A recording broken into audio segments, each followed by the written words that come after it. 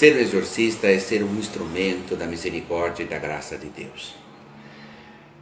Em nome da Igreja, com a autoridade da Igreja dada por Jesus Cristo, combater e vencer o mal que está presente nos lugares, nos objetos e nas pessoas, por uma ação extraordinária do demônio. Então, o exorcista é aquela pessoa que combate esse mal e que faz com que as pessoas que sofrem com essa realidade, ou mesmo animais que podem sofrer com essa realidade, sejam livres dessa influência, dessa ação. Não. Um leigo não pode ser exorcista por determinação católica do Código de Direito Canônico. O cânon que rege essa matéria é o cânon 1172. E ali se prescreve que seja um sacerdote. Portanto, pode ser um bispo, pode ser um padre, mas um diácono já não pode, porque não é sacerdote. E um leigo também não. Pode fazer curso de exorcismo quem tem interesse por essa matéria, né? Quem é do clero é uma coisa natural, né? Quem não é do clero, em algumas circunstâncias, também tem certo tipo de interesse nisso, e com uma carta de apresentação, geralmente do próprio pároco ou do bispo diocesano, pode fazer esse curso. É um curso de formação genérico, é o primeiro curso, onde você encontra uma série de informações a respeito dessa realidade que infelizmente é muito pouco falada, é muito pouco estudada, mesmo dentro dos próprios seminários hoje em dia. Na antiga grade curricular era diferente, se via isso em vários tratados. Hoje em dia, com a mudança da grade, isso foi meio que colocado de escanteio, meio colocado de lado na formação do próprio clero. Isso faz com que os próprios seminaristas, infelizmente, não tenham essa formação de base. E esses cursos, então, acabam vindo suprir essa realidade.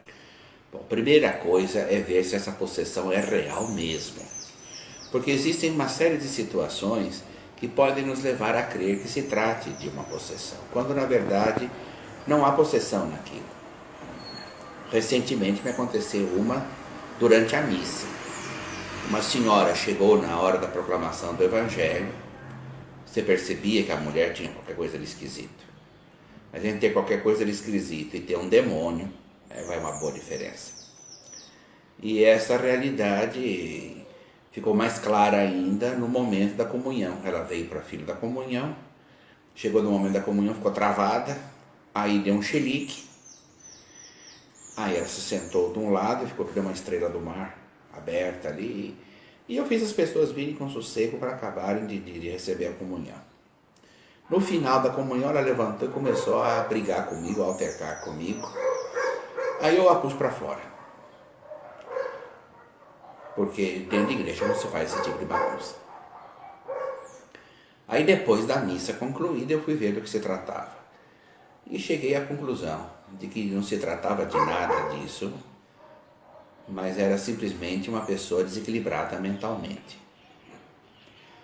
Então, à primeira vista, podia parecer que fosse uma pessoa realmente possuída, mas não era. Então a primeira coisa é acertar que seja de fato uma verdadeira possessão. Que é uma coisa rara, diga-se de passagem, não é uma coisa muito frequente, é uma coisa bastante rara. Mas, digamos que seja de fato uma situação de possessão, e você é leigo, você não tem como recorrer a um exorcista, você não tem como recorrer a um sacerdote, você não tem como recorrer a ninguém. É você que tem que enfrentar o bicho. Pois você faça as orações que você conhece. Você faça o Pai Nosso, você reza a Ave Maria, reza o ato de fé, reza o credo e assim por diante. Reza o rosário. são modos de você pedir a Deus por aquela pessoa, são modos de você rogar a Deus por aquela pessoa, e essa oração vai ser ouvida por Deus, essa oração vai ser escutada por Deus. Não é outra coisa senão a fé da igreja posta em prática. Uma coisa que só o exorcista pode fazer é exorcizar. Mas as orações de libertação, pedindo a Deus que livre aquela pessoa, isso a gente pode fazer. E existe uma diferença nítida entre um exorcismo e uma oração de libertação. No exorcismo você dá um comando direto ao próprio demônio, enquanto que numa oração de libertação você roga a Deus que liberte aquela pessoa. Você pede a Jesus que faça isso, você pede a Nossa Senhora que faça isso, você pede a intercessão dos santos por aquela pessoa. Você nunca dá uma ordem direta ao demônio. Você nunca diz ao demônio numa oração de libertação, vá. Você roga a Deus que Deus expulse, que Deus mande embora, que Nossa Senhora interceda para que Deus expulse, que os santos intercedam para que Deus expulse. É bem diferente de você dizer para o próprio demônio, em nome de Jesus eu te mando embora. Não é assim que se faz uma oração de libertação. A oração de libertação é uma oração de súplica, enquanto que o exorcismo é um comando, é uma ordem. Então isso deve ficar bem claro. Quem não é exorcista não pode exorcizar. Não tem nem a proteção da igreja, nem a autoridade da igreja para fazer isso. E está se arriscando muito a fazer uma coisa dessas, justamente porque não tem esse respaldo da igreja. Agora, fazer uma oração de libertação, usando inclusive as orações mais simples, mais comuns, aquelas que a gente usa sempre. A primeira oração de libertação que nós temos foi o próprio Cristo que nos ensinou, que foi o Pai Nosso. Veja como encerra o Pai Nosso. Não nos deixeis cair em tentação, mas livrai-nos do mal. É uma oração de libertação. Como a Ave Maria, também Santa Maria, Mãe de Deus, rogai por nós pecadores, agora, a situação que está se passando, e depois também na hora da morte. Então, com essas orações normais, comuns, que todo cristão conhece, todo cristão sabe, se pode fazer essa oração de libertação, quando de fato se trata de uma realidade de possessão, que é diferente de uma manifestação de caráter psicótico, é diferente de situações que têm uma certa aparência de coisa demoníaca e, na verdade, só se trata de desequilíbrio. Depende de que filme, porque tem filme e filme. A maior parte, aparentemente, já faz a possessão acontecer como uma espécie assim de espetáculo pirotécnico, né? Então a pessoa flutua, torce cabeça, vomita e fala línguas estranhas, tem uma atitude hostil ao sacro e assim por diante. São todas manifestações que podem acontecer durante uma possessão, né? Podem acontecer, não necessariamente acontecem todas dessa mesma maneira. Tem, por exemplo, demônios que não abrem a boca. Nós chamamos de demônio mudo. São difíceis de exorcizar esses demônios. Eles não se manifestam. Você só vê, por exemplo, um olhar de ódio, um olhar profundamente de ódio, né? Mas esses demônios não abrem a boca, não soltam uma palavra, né? Não dão um gemido, não falam coisa alguma, né? Porque são vários os tipos de demônios, como são vários os tipos de anjos, né? Os demônios são anjos que decaíram, né? Que vieram para baixo com a desobediência, mas que conservaram a própria hierarquia e conservaram também aquilo que era próprio da natureza deles. Só que hoje usam aquilo para o mal, em vez de usar para servir a Deus. Porque os anjos foram criados para o louvor, para a glória e para o serviço de Deus. E hoje esses anjos usam isso ao contrário, esses que decaíram. Mas conservam essa natureza. Então podem fazer certas coisas acontecerem, podem nos enganar com a inteligência que tem, porque é muito superior à nossa, podem fazer de conta, por exemplo, que fazem algum tipo de milagre, né? Porque quem milagres faz é só Deus, né? Mas podem enganar, né? Podem suspender, por exemplo, momentaneamente certas leis da natureza, né? Como, por exemplo, levitar. É uma coisa estranha, é uma coisa que os nossos corpos geralmente não fazem, né? Mas isso serve principalmente, de um lado, para mostrar com arrogância o poder que eles têm, mas principalmente para distrair as pessoas e fazer com que elas parem de rezar. E isso é uma coisa que para eles é muito útil, porque a oração os incomoda profundamente. A oração os perturba profundamente. Então, quando você se assusta, quando você se espanta, quando você vê um troço desses, então você para de rezar. E ele fica feliz com isso. Eu me recordo que uma vez, uma menina veio para ser exorcizada. Ela veio em transe da casa dela até a capela onde eu exorcizo.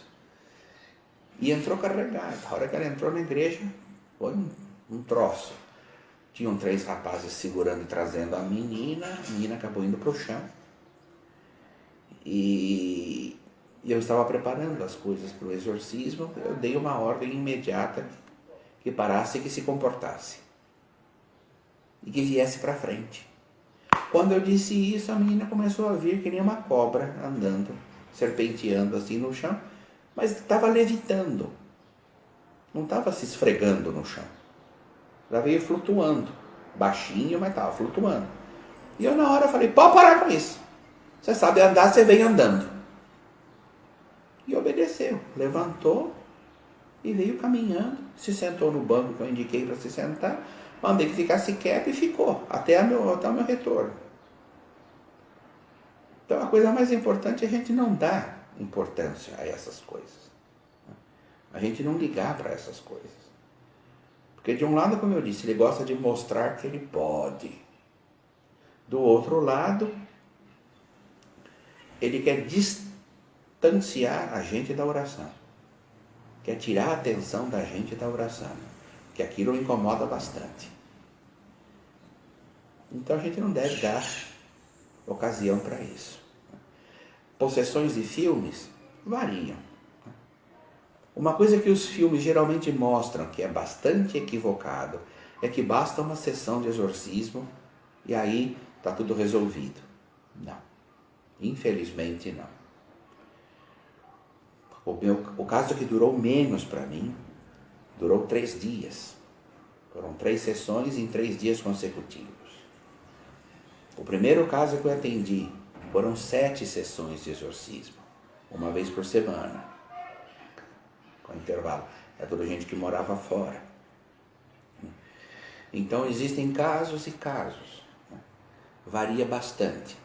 Eu conheço, por exemplo, pessoas que há anos estão sendo exorcizadas. Anos.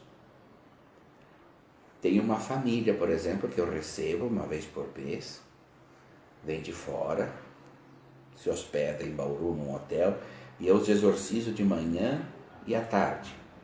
São 4 irmãos. Faz mais de ano que eu os exorcizo. E quando eles vêm, ficam a semana inteira. Então eles recebem exorcismos de segunda a sexta, 2 vezes por dia. E ainda não estão livres, ainda a coisa não se resolveu.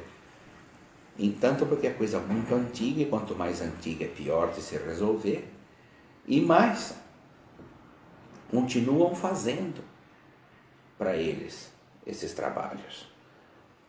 Então vocês vão me dizer, então essa gente nunca vai se livrar? Não, não é assim.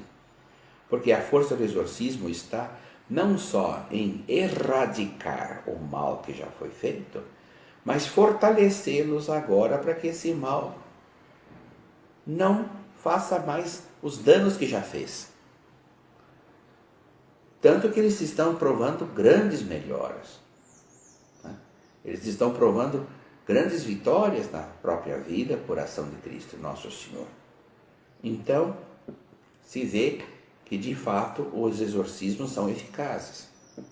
Não só em relação àquilo que já se fez, aquilo que já aconteceu, mas mesmo em relação ao que se faz agora. Porque esse pessoal de Umbanda, que costuma fazer trabalhos contra essas pessoas, eles têm medo de que o mal se volte contra eles se eles pararem de fazer esses trabalhos. Então eles continuam muitas vezes refazendo esses trabalhos. Mas a partir do momento em que você começa a ter uma boa vida cristã, né, uma vida cristã como Deus manda, esses trabalhos não vão mais surtir efeito. Uma coisa interessante dessa família, todos na casa sofreram graves perdas, graves problemas, 2 morreram em acidentes absurdos. A única pessoa da família que nunca sofreu nada foi a mãe, porque era a única que tinha vida cristã.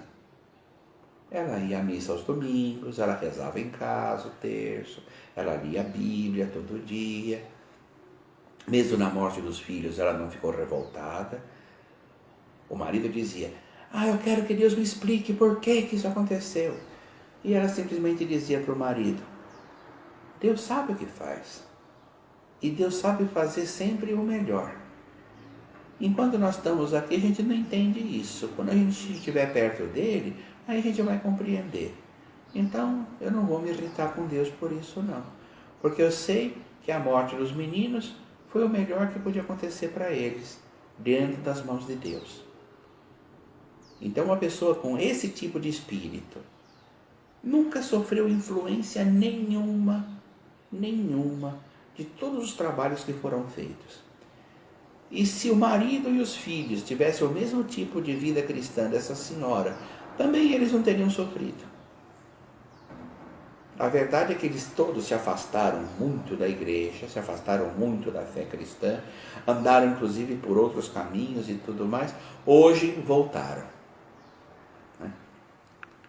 Deus permite muitas vezes que o mal aconteça para tirar alguma coisa boa daquilo. Deus permite que isso se dê na vida da gente, na vida das pessoas, para que a gente possa colher bons frutos disso. Porque Deus faz sempre o bem. E se Ele consente que o mal se faça, é porque Ele sabe que Ele vai tirar um bem daquilo.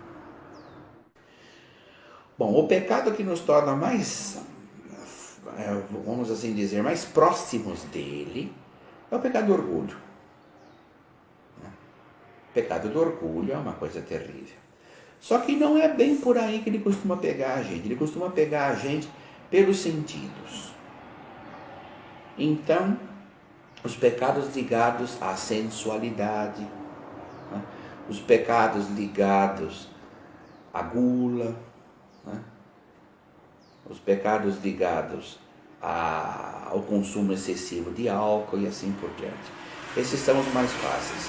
Tanto que Santo Afonso dizia que eram os pecados que levavam mais gente para o inferno. Ou, dizia ele, não se vai ao inferno sem pelo menos ter feito um deles. Santo Afonso era muito prático em dizer, se você não vai por eles, sem eles você também não vai. Quer dizer, entre as outras coisas eles entram também, eles acabam entrando. Então os pecados que mais são fáceis de serem cometidos são aqueles que dão prazer para nós. Os prazeres carnais. Agora, pecado que mais nos assemelha a Satanás é justamente o orgulho. Eu sei de revelações privadas de santos, por exemplo, que falam que os demônios incitam as pessoas homossexuais a terem esses tipos de relacionamento. Mas que aquilo cria tanto asco no próprio demônio, que na hora que os dois estão para se conjugar carnalmente, o demônio vira a cara. Tal é o asco que isso causa no próprio demônio. Então são situações que o demônio incita, mas que são tão baixas que ao próprio demônio isso causa espécie. Agora, pecados que, como eu disse, que nos aproximam demais do demônio, são os pecados da soberba, do orgulho. Isso faz com que nós sejamos muito semelhantes a eles. Eles não se assemelham em nós por nada com os pecados carnais, porque eles não têm nem corpo, eles são puros espíritos. Então eles não sabem o que seja o prazer de comer, de beber, de ter uma relação sexual e coisa e tal. Então nisso nós não nos assemelhamos a eles. Mas nos pecados de soberba, nos pecados de orgulho, coisas ligadas à questão do intelecto, aí sim nós nos assemelhamos muito a ele. A gente começa sempre falando da presença do demônio, com uma ação extraordinária, porque a gente tem que saber distinguir. O demônio tem dois tipos de ação: uma ação ordinária, que é a tentação, e uma ação extraordinária. Essa ação extraordinária é subdividida. Muitas vezes as pessoas não ligam muito para a tentação, que é uma ação ordinária do demônio. Mas é a pior delas. É a pior delas porque ele me apresenta uma coisa ruim como se ela fosse boa. Eu sei que aquela coisa é ruim e eu a aceito. E a partir daquele momento, é o demônio que começa a comandar a minha vida. Não é mais Cristo Jesus. A partir do momento que eu caio na tentação, que eu cedo à tentação, eu estou dando senhorio ao demônio sobre a minha vida. E eu faço isso de maneira consciente e voluntária. Por isso que é muito mais perigoso. Uma pessoa possessa, por exemplo, não significa que se ela morre, ela vai para o inferno. Mas uma pessoa que cede à tentação de um pecado mortal e comete esse pecado mortal, essa pessoa, se morre nesse estado, vai para o inferno, sim. Então prestemos primeiro muita atenção à questão da realidade da tentação, que é muito mais perigosa. Agora, falando das realidades extraordinárias, da ação extraordinária do demônio, a gente começa com a infestação, que é uma presença real da ação extraordinária do demônio em um objeto, em um local ou em um animal. Isso pode acontecer. Depois, nós temos a questão da ação extraordinária do demônio que agride a nossa saúde, agride a nossa situação financeira, agride os nossos afetos, nosso relacionamento interpessoal. Não é uma possessão, ele não toma posse de nós, mas ele influencia na nossa situação de vida.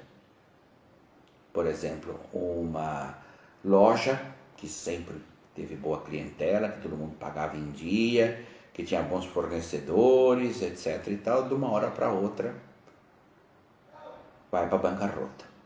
Ninguém mais entra, as pessoas param de pagar, os fornecedores não entregam mais mercadoria, ou se entregam é uma mercadoria de baixa qualidade, escadente. São situações, por exemplo, ligadas à saúde. A pessoa se sente mal, verifica da onde vem aquele mal e não se encontra nada, vira-se a pessoa do avesso, e essa pessoa aparentemente é saudável.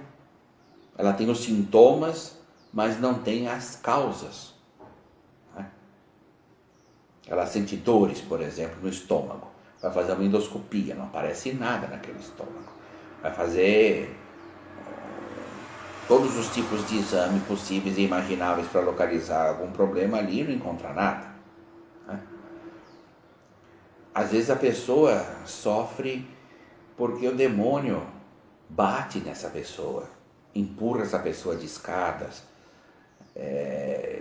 Nós temos isso na vida de Padre Pio, por exemplo, ou na vida do cura Darcy. O demônio chegou a tacar fogo na cama para ele não dormir, o coitado. Né? Padre Pio se ouvia à noite na cela dele barulho de gente como se estivesse dando uma sova nele. E aí entravam na cela, não tinha ninguém, mas ele estava todo machucado. Teve gente que pensava que ele fosse biruta, que ele tivesse feito aquilo com ele mesmo. E fizeram todos os exames psíquicos e viram que o homem era são de mente. Não era uma pessoa biruta, não era ele que fazia aquilo com ele. Então, estas situações podem acontecer. A gente chama de vexação. A vexação é isso. Existe uma outra situação que a gente chama de obsessão. Essa não é de caráter físico, essa é de caráter mental. A obsessão são ideias fixas que não saem da minha cabeça por nada. Aquilo fica martelando, martelando, martelando. Por exemplo, um ódio profundo contra alguém, ou contra a igreja. Ou uma ideia fixa de suicídio. Eu tenho que me matar, eu tenho que me matar, eu tenho que me matar, eu tenho que me matar. Ou então de assassinato. Eu tenho que matar fulano, eu tenho que matar fulano, eu tenho que matar fulano, eu tenho que matar fulano.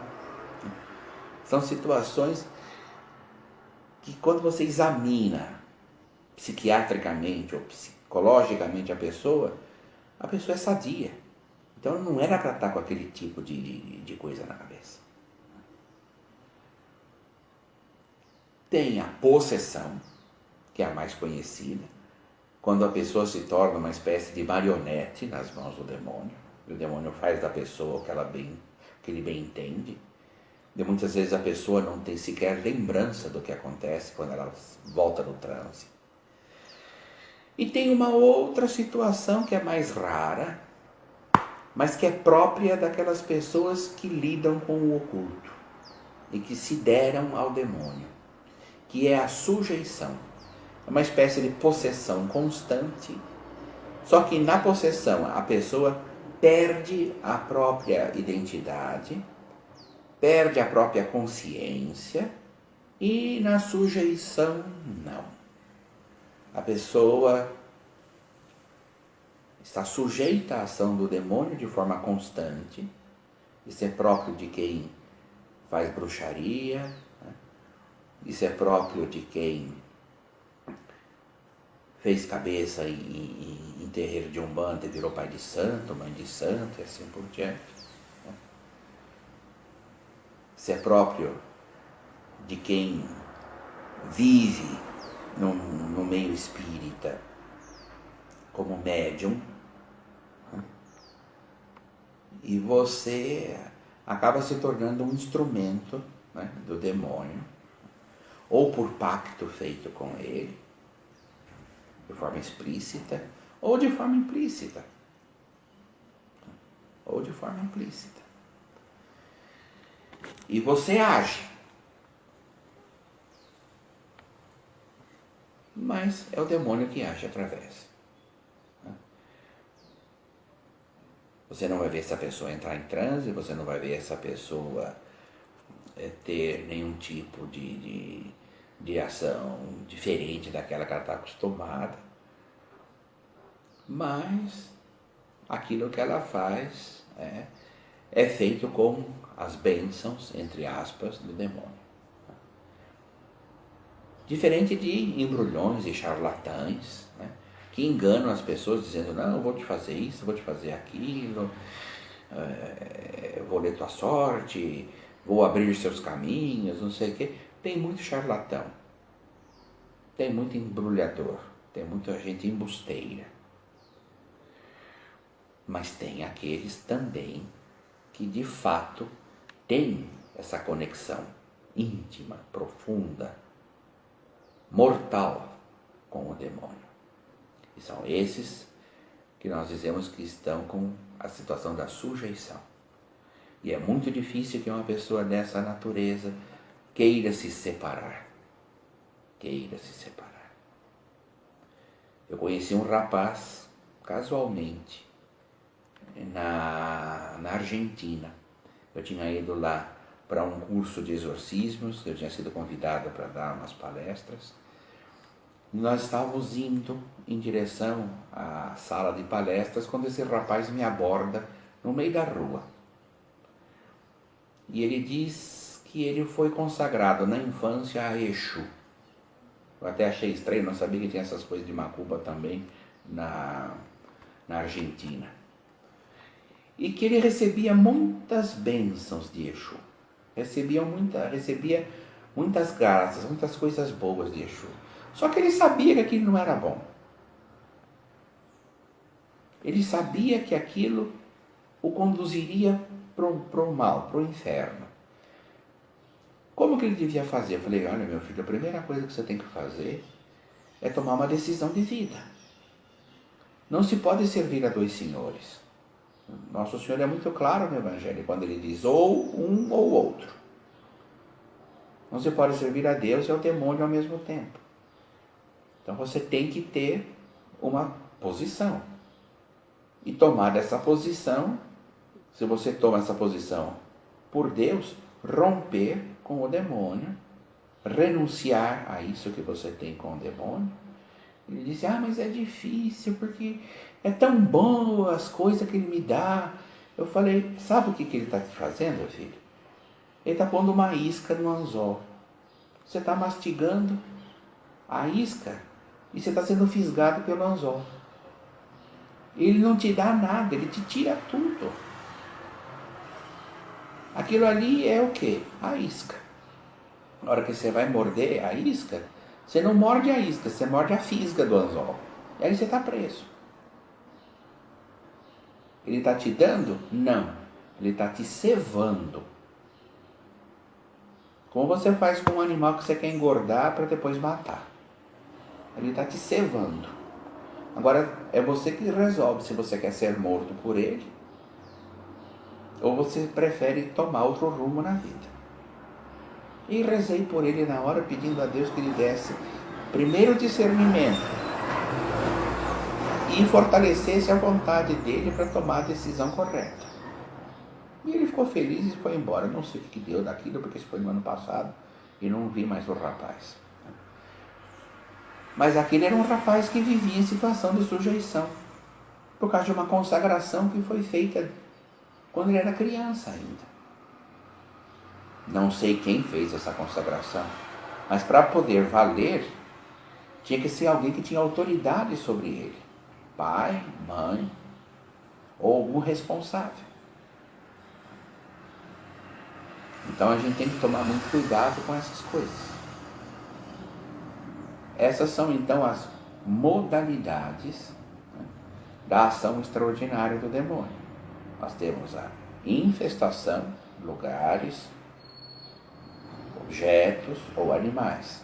Nós temos a vexação, que fere a pessoa na saúde, nos afetos, nas finanças, etc. Nós temos a obsessão, que a pessoa fica obcecada por aquela coisa, né?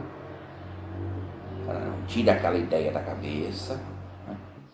Nós temos a possessão, que é o momento em que o demônio toma posse, daí o nome possessão, das atividades da pessoa, intelectivas, motoras e assim por diante. E temos a sujeição, que é um pacto que a pessoa faz com o próprio demônio. E o demônio age constantemente na vida daquela pessoa, sem suprimir, como acontece na possessão, né, as capacidades intelectivas, motoras e assim por diante da pessoa. Essas são as situações. Primeira arma que se usa contra o demônio é uma boa vida cristã. Uma vida cristã decente, íntegra, direita. Confissão com frequência, missa todo domingo, a oração. Nossa Senhora pede sempre para a gente rezar o terço todo dia. A leitura da palavra de Deus, a caridade com o próximo. Essas são as nossas grandes armas contra o demônio. Podemos usar sacramentais também? Podemos. O que são sacramentais? Os sacramentais são objetos que, abençoados pela Igreja, ajudam você a ter uma melhor vida cristã.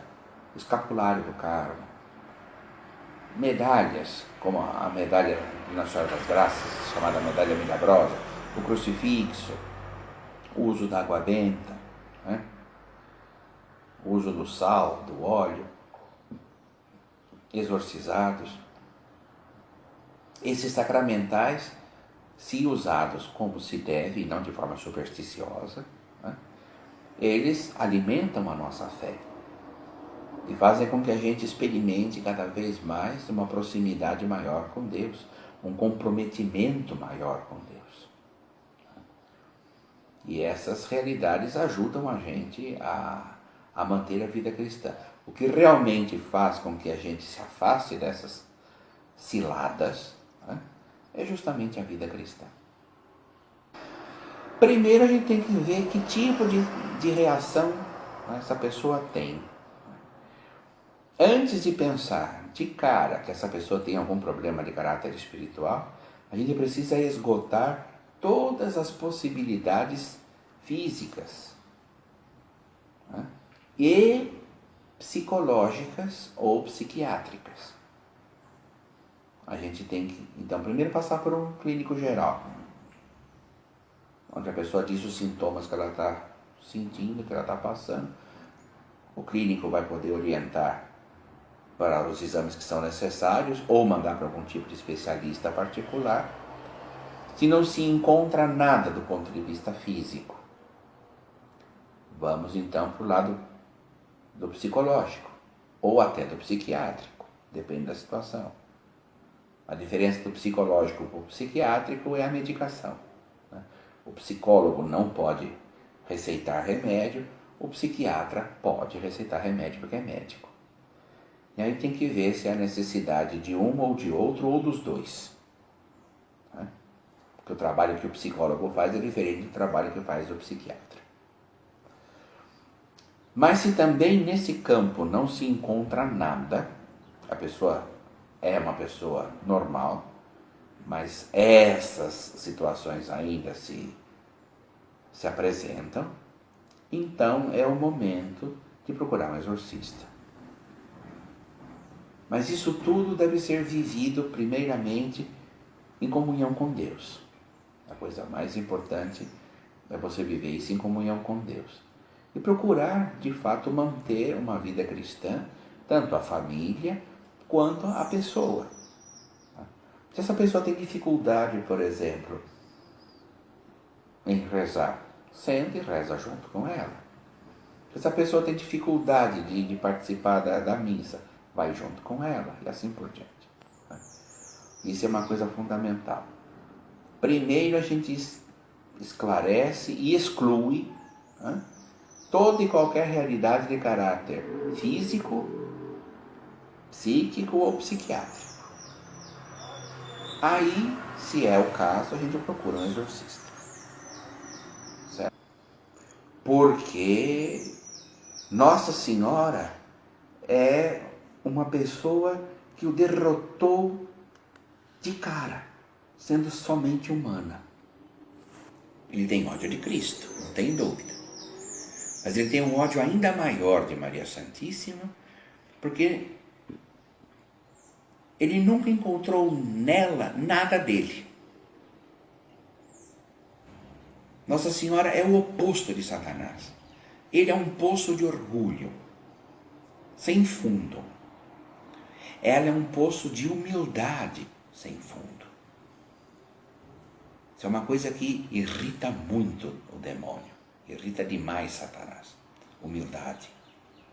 Mas humildade sincera, como é o caso de Maria Santíssima. Ela se autodefine a serva do Senhor. E ela não diz isso por dizer, ela se comporta desse jeito. E nos ensina a fazer o mesmo, quando ela diz nas bodas de Caná, fazei tudo o que ele vos disser. Porque foi o que ela fez na vida dela inteirinha. A vida dela foi sempre esse serviço a Deus. Mesmo em coisas que ela não pensava em fazer daquele jeito. Como no caso de ser mãe. Ela pensava em ter consagrado a Deus a sua virgindade. Quando o anjo diz que ela vai ser mãe, ela pergunta para o anjo, como é que vai ser isso? Vou ter que renunciar à minha virgindade? Consagrada a Deus? Quando o anjo responde, não, não vai ser preciso. Deus aceitou a sua virgindade e Deus espera que você também queira ser mãe pelos meios que Ele vai proporcionar a você, por meio do Espírito Santo. E Nossa Senhora aceita. O fato é que o demônio tem esse ódio mortal de Nossa Senhora, primeiro porque é a primeira criatura humana aonde ele nunca conseguiu nenhuma vitória. Segundo, porque ela é justamente o oposto dele.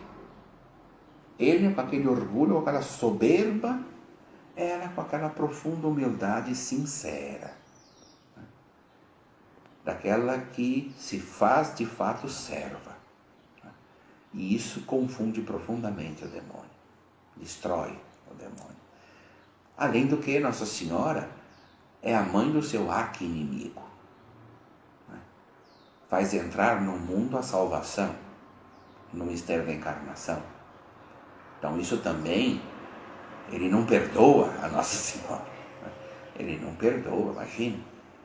Mas essa criatura aí fez com que Deus se tornasse gente.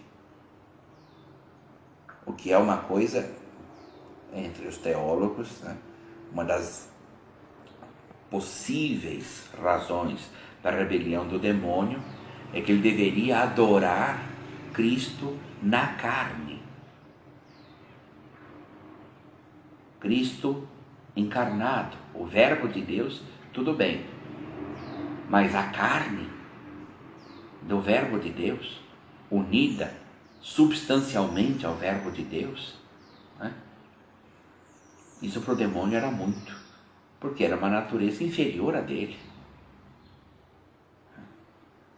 Para a gente poder tentar entender, é como se uma criatura humana, né, se encarnasse num animal e eu fosse chamado, né, a adorar aquela junção, né, e um animal inferior a nós. Então o demônio se revoltou contra essa realidade. E Nossa Senhora foi aquela que permitiu essa realidade acontecer, segundo os planos de Deus. Então é outro motivo para ele ter ódio dela. Sem contar que Nossa Senhora está sempre em perfeito contraste com ele, porque está em perfeita harmonia com Deus. Então é outra coisa que não dá para aguentar.